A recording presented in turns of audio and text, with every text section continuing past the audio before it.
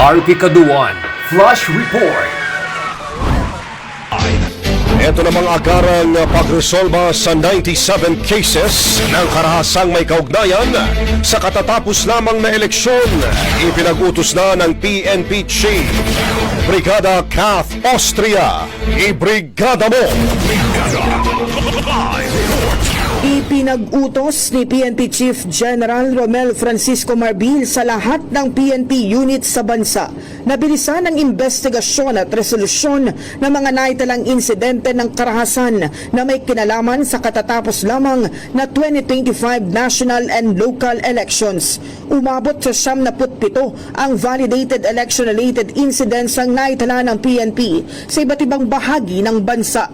Mahigpit na direktiba ni General Marbil sa mga regional at provincial directors na regular na mag-ulat sa progreso ng mga kaso at tiyaking mapapanagot ang mga sangkot sa ilalim ng batas. Bagamat mas mababa ang bilang ng ERIs ngayong taon kumpara sa mga nakaraang halalan, binigang diin ni Marbil na hindi dapat baliwalain kahit isang kaso ng karahasan.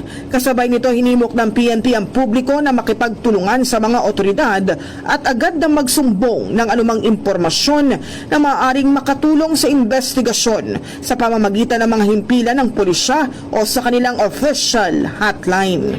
In the heart of changing lives, ako si Brigada Kath Austria ng 105.1 Brigada News sa Manila. RP Kaduan Flash Report.